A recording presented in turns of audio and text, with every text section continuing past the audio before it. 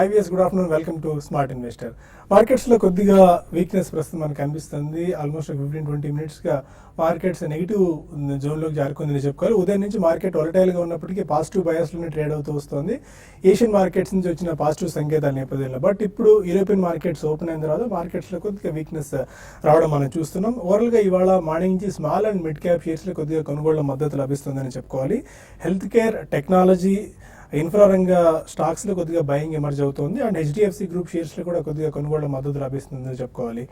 And banks మాత్రం still under continuous pressure ఉందని చెప్పుకోవాలి. మార్కెట్ ఇండెక్స్ కాస్త మెరుగైన పర్ఫార్మెన్స్ ఇస్తున్నప్పటికీ బ్యాంకింగ్ రంగ షేర్స్ అండ్ బ్యాంకింగ్ ఇండెక్స్ మాత్రం బాగా వీక్గానే పర్ఫామ్ చేస్తోంది. ఇవాళ వోల్టైల్ సెషన్లో ఇంట్రాడేలో ఆల్మోస్ట్ నిఫ్టీ 76 మార్క్ను దాటింది, టచ్ అండ్ గోలా అయిందని చెప్పుకోవాలి. రేపు reserve bank of India credit policy review ఉన్న నేపథ్యంలో మార్కెట్స్ ఆచితూచి వ్యవహరిస్తున్నాయి. ఎందుకంటే ఇప్పటికే bank of Japan, China and America fed reviews చేసిన తర్వాత వాళ్ళు చాలా కాషియస్ స్టేట్మెంట్ ఇస్తూ వచ్చారు అన్ని దేశాలు. ఇప్పుడు మన మార్కెట్స్ అండ్ మన దేశంలో కూడా రేపు ఆర్బీఐ క్రెడిట్ పాలసీ ఉన్న నేపథ్యంలో ఎలాంటి గైడెన్స్ ఆర్బీఐ ఇవ్వబోతోంది అన్నది చాలా కీలకంగా మార్కెట్స్ అబ్జర్వ్ చేస్తున్నాయి. ఒక గైడెన్స్ ఇచ్చిన తర్వాత మార్కెట్స్ ఎలాంటి డైరెక్షన్ తీసుకోవచ్చు అండ్ ఎకానమీ కానీ మిగిలిన ఇన్ఫ్రాస్ట్రక్చర్ కానీ లేకుంటే మిగిలిన ఎకానమీ ఎలా ఉందనేది రేపు ఒక క్లారిటీ రావచ్చు మనకి. అండ్ ఇవాళ స్పెసిఫిక్ స్టాక్స్ మనం ఒకసారి మాట్లాడుకోవాల్సిన అవసరం వస్తే ఏటీఎఫ్ ధరలు తగ్గించిన నేపథ్యంలో Jet Airways, Spice Jet and IndiGo షేర్స్లో కొనుగోళ్ల మద్దతు లభించింది. అండ్ పాజిటివ్గా ఆల్మోస్ట్ ఒక 2-4% గెయిన్స్తో ట్రేడ్ అవుతున్నాయి. ఓవరాల్గా ఇవాళ ఎల్ఎన్టీ ఇప్పుడు దాకా కాస్త మార్కెట్ను మూవ్ చేసిందని చెప్పుకోవాలి, టాప్ మూవర్గా. ఎందుకంటే మెరుగైన పర్ఫార్మెన్స్ చేసిన నేపథ్యంలో ఎల్ఎన్టీలో కొద్దిగా బయింగ్ ఇంట్రెస్ట్ ఎమర్జ్ అవుతుంది. స్టేట్ బ్యాంక్ ఆఫ్ ఇండియా టార్గెట్ను 115 రూపాయలకు తగ్గిస్తూ మోర్గాన్ స్టాన్లీ ఇచ్చిన షాకింగ్ రిపోర్ట్ నేపథ్యంలో స్టేట్ బ్యాంక్ ఆఫ్ ఇండియాలో ఇవాళ వీక్నెస్ కనిపిస్తుంది. ఐసిఐసిఐ కూడా ఆల్మోస్ట్ హెవీ వెయిట్ కాబట్టి ఇది కూడా ఒక 4% మేర ఇవాళ వీక్నెస్ కనిపించింది. ఎలా ఉండొచ్చు ఈ టైంలో ఇన్వెస్ట్మెంట్ ట్రేడర్స్ తీసుకోవాల్సిన జాగ్రత్తలపై మాతో మాట్లాడడానికి ఇద్దరు అనలిస్టులు ఉన్నారు, బాలగారు అండ్ సుందర్ గారు. Good afternoon both of you sir. మార్కెట్స్లో కొద్దిగా వొలటైల్ ఇది కనిపిస్తుంది, బట్ ఇప్పటివరకు కాస్త పాజిటివ్ బయాసే ఉంది. స్టిల్ కొద్దిగా నెగిటివ్ జోన్లోకి నిఫ్టీ జారుకుందని చెప్పుకోవాలి.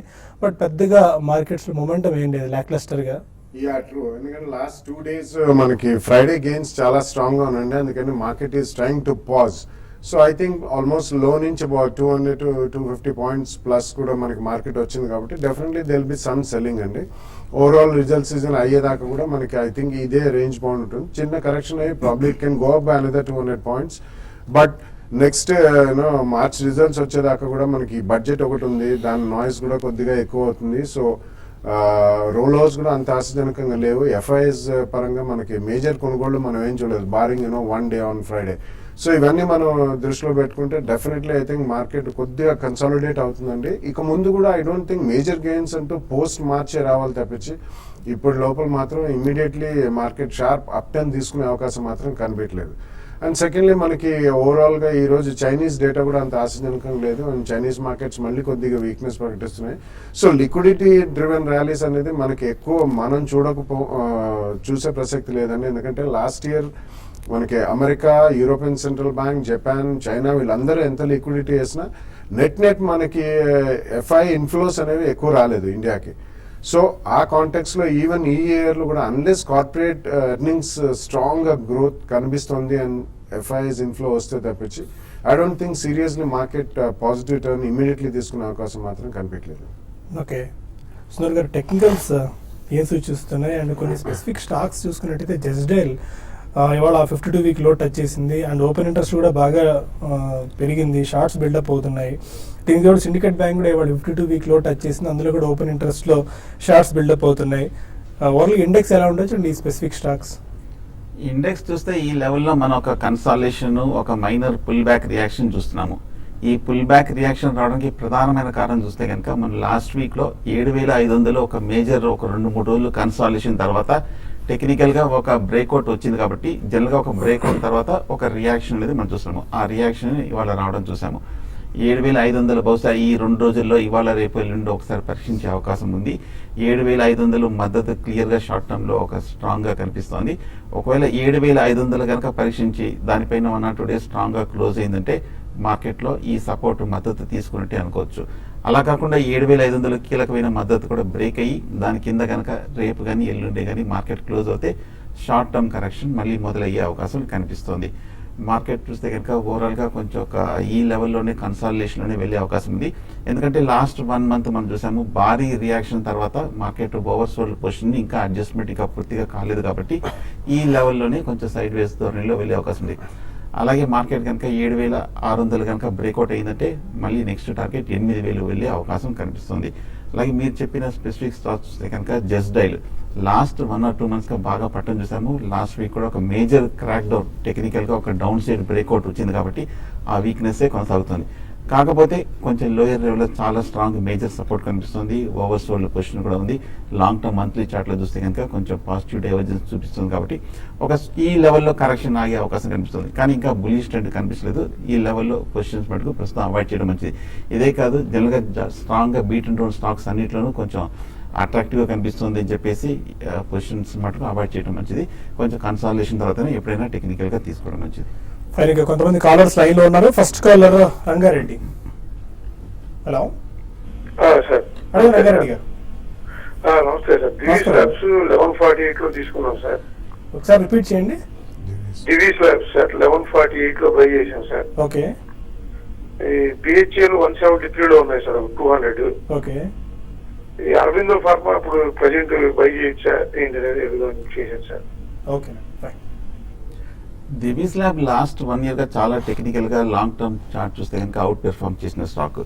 ఈ మధ్య 1,080-50 రూపాయల నుంచి మనం కంటిన్యూస్గా పెరుగుతూ 1,200 దగ్గర రెసిస్టెన్స్ మనం చూస్తున్నాము. ఈ 1,200 అనేది ఒక మేజర్ రెసిస్టెన్స్. ఎందుకంటే లాస్ట్ 6 monthsగా చూస్తే కనుక 4-5 మేజర్ టాప్స్ ఏర్పడింది. ఇక్కడికి వచ్చినప్పుడల్లా ఒక సెల్లింగ్ ప్రెషర్ వస్తుంది. హోల్డ్ చేయండి. ఓవరాల్గా కొంచెం బులిష్గా ఉంది. కాకపోతే మార్కెట్ ర్యాలీ రావాలి. ఇవాళ ఈ లాస్ట్ 2 days చూసిన ఒక హెల్త్ కేర్లో ఒక ర్యాలీ కనుక కంటిన్యూ అవుతే అలాగే 1,200 కూడా బ్రేక్అవుట్ అయితే న్యూ హైస్కి వెళ్ళే అవకాశం కనిపిస్తుంది. అలాగే బిహెచ్ఎల్ కూడా మనం లాస్ట్ 1 yearగా ఈ డౌన్ ట్రెండ్లో మనం చూసాము. చాలా స్ట్రాంగ్గా పట్టడం చూసాము. కాకపోతే ఈ లెవెల్లో 135-140 దగ్గర కొంచెం సపోర్ట్ తీసుకుంది. టెక్నికల్గా లాంగ్ టర్మ్ చార్ట్స్ నుంచి బయట పట్టడం జరిగింది. ఇవాళ కూడా కొంచెం పాజిటివ్ న్యూస్ రావడంతో కొంచెం స్ట్రాంగ్గా అప్ సైడ్ మూమెంట్ కూడా కొంచెం ప్రస్తుతానికి హోల్డ్ చేయండి. కానీ మీ రేట్ రావాలంటే కొంచెం సమయం పడుతుంది. అరవిందో ఫార్మా టెక్నికల్గా బులిష్గా ఉంది. ఈ రేట్లో షార్ట్ టర్మ్లో బై తీసుకోవచ్చు. షార్ట్ టర్మ్ అయితే స్ట్రిక్ట్గా స్టాప్ లాస్ పెట్టి హోల్డ్ చేయండి అరవిందో ఫార్మా కూడా. విజయనగరం నుంచి రాజేష్ మరో caller. Good afternoon sir. Good afternoon అండి. సార్ బలరాంపూర్ చిన్ని 84 రూపాయలు ఉన్నాయి సార్. ఏటీఎం ఒకసారి రిపీట్ చేయండి. బలరాంపూర్ చిన్ని అండి. బలరాంపూర్ చీని. ఓకే. 84 రూపాయలు ఉన్నాయి. ఆహా. ATM sir. Okay. Balrampur Chini sugar stocks ఇవాళ కొద్దిగా మొమెంటం కనిపించింది. బికాస్ ఆఫ్ సెస్ ఒకటి 24 రూపీస్ నుంచి 124 రూపీస్కి పెంచడం వల్ల 100 kilos మీద. But still it's not a great sector to be invested అండి. ఉన్న వాటిలో బలరాంపూర్ చీని మంచిదే. బట్ ఏదైనా స్పర్ట్స్ వస్తే ఏదైనా పర్టికులర్ న్యూస్ వచ్చినా కానీ లేకపోతే ఇది యాక్చువల్లీ క్రషింగ్ సీజన్ చాలా బ్రిస్క్గా సాగుతుందండి. సో మనకి రిజల్ట్స్ పరంగా ఏదైనా స్ట్రాంగ్ మూవ్స్ వచ్చినప్పుడు మీరు ప్రాఫిట్ బుక్ చేసి బయటకు రావడం మంచిది. శ్రీకాకుళం నుంచి సూర్యప్రకాష్ మరొక. బ్యాంక్ ఆఫ్ బరోడా ఒకటి, ప్రాజ్ ఇండస్ట్రీస్ లిమిటెడ్ ఒకటి, ఆర్ఎస్ సాఫ్ట్వేర్ ఒకటి, ఏమైనా ఫ్రెష్ బై చేయొచ్చా సార్? ఆర్ఎస్ సాఫ్ట్వేర్ ఎంతకాలం టైం హోరైజన్ మీది? 1 year సార్. టైంలో బ్యాంక్ ఆఫ్ బరోడా మనం లాస్ట్ 1 year చూసాము. 210 రూపాయల నుంచి 120 రూపాయల వరకు స్ట్రాంగ్గా పట్టడం చూసాము. ఈ లెవెల్లో కొంచెం 120 రూపాయల దగ్గర స్ట్రాంగ్ సపోర్ట్ ఉంది. ఈ లెవెల్లో ఓవర్ సోల్డ్ పొజిషన్ ఉంది. ఈ లెవెల్లో కన్సాలిడేషన్ అవుతుంది. ఒక కరెక్షన్ ఆగే అవకాశం ఉంది. బట్ కానీ అవుట్లుక్ చూస్తే కనుక ఇంకా బ్యాంక్స్ అన్నింటికి వీక్గా ఉంది కాబట్టి ప్రస్తుతం అవాయిడ్ చేయడమే మంచిది.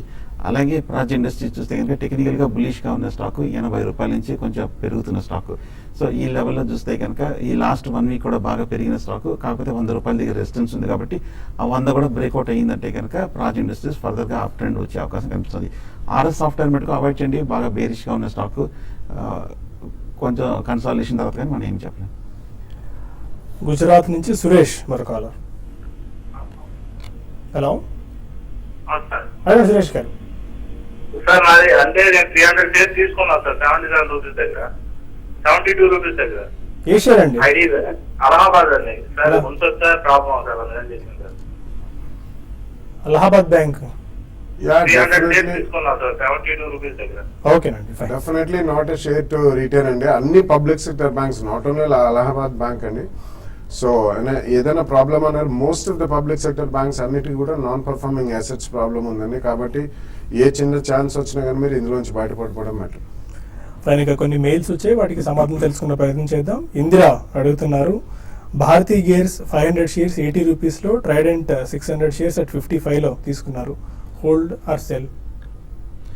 ఈ రెండు కూడా స్మాల్ క్యాప్ స్టాక్స్ అండి, but reasonably they doing well. అంటే Trident is one of the largest manufacturer of terry towels as well as textiles అండి. అండ్ భారత్ గేర్స్ కూడా it's a decent company. And auto and even heavy industry కొద్దిగా move అయ్యడం మొదలు పెట్టినా కూడా gears business లో శాంతి gears, Bharat gears, ఈ రెండు కూడా హైటెక్ గేర్స్ 3-4 లిస్టెడ్ స్పేస్ లో ఉన్నారు. ఐ థింక్ రెండు రిటైన్ చేయండి కరెంట్. సురేష్ రెడ్డి అడుగుతున్నారు, కేర్న్ ఇండియా 272 రూపీస్లో లాంగ్ టర్మ్ గురించి బై చేశాను, ఈ ప్రైస్లో యావరేజ్ చేసుకోవచ్చా? ఇంకా లాస్ట్ 1 year గా చూస్తే కనుక కేన్ చాలా హై నుంచి 380 రూపాయల నుంచి కంటిన్యూస్గా పడుతూ 110 రూపాయల దగ్గర సపోర్ట్ తీసుకుంది.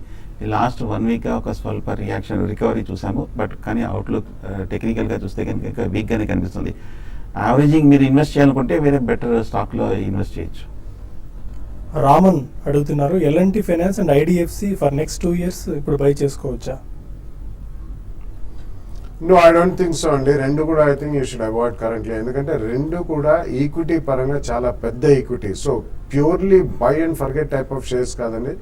If you can trade and average your cost down బాగానే ఉంటుంది, కానీ అదర్వైజ్ దానికంటే better you know capital first or maybe Bajaj finance, ఇటువంటి financial non banking financial services companies are better. Murugan అడుగుతున్నారు, SKS micro finance call option 580 rupees call option 9 రూపీస్లో తీసుకున్నారు, hold or exit? SKS micro finance ఎప్పుడు తీసుకున్నారో తెలియదు, ఎందుకంటే లాస్ట్ 1 week గా చూస్తే కనుక లోయర్ రేట్లో 450 రూపాయల నుంచి 550 రూపాయల వరకు పెరగటం చూసాము. లాస్ట్ 1 week చాలా స్ట్రాంగ్ అప్వర్డ్ మూవ్మెంట్ చూసాము. ఒకవేళ కనుక ఈ హయ్యర్ రేట్లో తీసుకుంటే మటుకు కొంచెం కాషియస్గా ఉండండి. టెక్నికల్గా చూస్తే కనుక ఈ లెవెల్లో గట్టి రెసిస్టెన్స్ కనిపిస్తుంది. ఒకవేళ కనుక ఈ లెవెల్ కనుక బ్రేక్ అయ్యిందంటే కనుక 550 లెవెల్ దగ్గర స్ట్రాంగ్ రెసిస్టెన్స్ కనిపిస్తుంది. బై 50 బ్రేక్ అవుట్ ఏంటంటే మీరు కాల్ ఆప్షన్ హోల్డ్ చేయండి, లేదా కనుక 550 లెవెల్ మీరు ఎగ్జిట్ అవ్వడం మంచిది. సుబ్బు అడుగుతున్నారు, కరెంట్ లెవెల్లో Morepen labs, action construction equipments and Saint Gobain 50,000 rupees each ఇయర్లో ఇన్వెస్ట్ చేసుకోవచ్చా కరెంట్ మార్కెట్ పొజిషన్లో? No, not a great idea అండి. ACE and Morepen labs actually అంత ఫండమెంటల్స్ పరంగా మాత్రం they are not supportive of the price, కానీ they is a lot of speculation going on అండి. Saint Gobain probably you can buy. ఈ రోజు కూడా కొద్దిగా స్పర్ట్ చూసాం, మేబీ అరౌండ్ 43-45 జోన్లో ఉంది.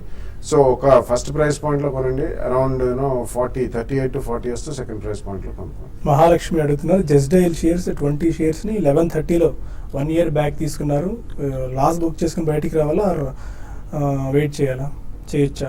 ఎందుకంటే ఇవాళ ఆల్మోస్ట్ 536 రూపీస్ లో టచ్ చేసింది. 850 నుంచి 1 monthలోనే 300 రూపీస్ వరకు పడ్డం చూస్తున్నాం జస్డైల్. చాలా స్ట్రాంగ్ వీక్నెస్, బాగా కంటిన్యూస్ బేరిష్ ట్రెండ్ చూస్తున్నాము. ఈ లెవెల్ ఎగ్జిట్ అవ్వమని మనం చెప్పలేము, బట్ మీ రేట్ రావాలని కూడా చాలా సమయం పడుతుంది. ప్రస్తుతం అయితే హోల్డ్ చేయక వేరే మార్గం లేదనిపిస్తుంది. యార్లగడ్డ దివ్య అడుగుతున్నారు, స్టేట్ బ్యాంక్ ఆఫ్ ఇండియా 230 రూపీస్లో ఇన్వెస్ట్మెంట్ గురించి బై చేశాను, ఈ టైంలో యావరేజ్ చేసుకోవచ్చు? యావరేజ్ చేసుకునే పరిస్థితి స్టేట్ బ్యాంక్ ఆఫ్ ఇండియాలో ఉందా ఇప్పటికి? డెఫినెట్లీ నో అండి. మనం గతంలో చాలా రోజుల నుంచి చెప్తున్నాం పబ్లిక్ సెక్టర్ బ్యాంక్స్ కి దూరంగా ఉండండి అని చెప్పి, అండ్ డెఫినెట్లీ ఒకవేళ ఉన్న లాస్ బుక్ చేసి కూడా బయటికి రమ్మని పదే అందరికీ చెప్తున్నాను. ప్లీజ్ డు నాట్ యావరేజ్ అండి. ఉన్న స్టాక్లో ఏదైనా బై ఛాన్స్ స్పర్ట్స్ వస్తే, కొద్దిగా పుల్ బ్యాక్ అట్లా వస్తే మాత్రం you should come out. Suryaprakash అడుగుతున్నారు, ఐసిఐసిఐ బ్యాంక్ ఫ్రెష్ బై ఇప్పుడు చేసుకోవచ్చా? ఐసిఐసిఐ బ్యాంక్ కూడా ఇవాళ ఆల్మోస్ట్ వీక్నెస్ చూస్తున్నాం, 4% తగ్గి 220-221 దగ్గర ట్రేడ్ అవుతుంది. బాగా వీక్గా నేను stock last week market recovery కూడా పెద్ద ఏమి పార్టిసిపేట్ చేయలేదు, ప్రస్తుతం అయితే అవాయిడ్ చేయండి. అండ్ శరవణ్ అడుగుతున్నారు, while calculating the price of any stock is it multiplication of PE and DPS, ఏ పిఈని అండ్ ఇండస్ట్రీ పిఈని కన్సిడర్ చేయొచ్చు అని ఒక జనరలైజ్డ్ క్వశ్చన్ శరవణ్ అడుగుతున్నారు. అండ్ జనరలైజ్డ్ క్వశ్చన్ కాబట్టి స్పెసిఫిక్ స్టాక్స్ మనం తీసుకుందాము.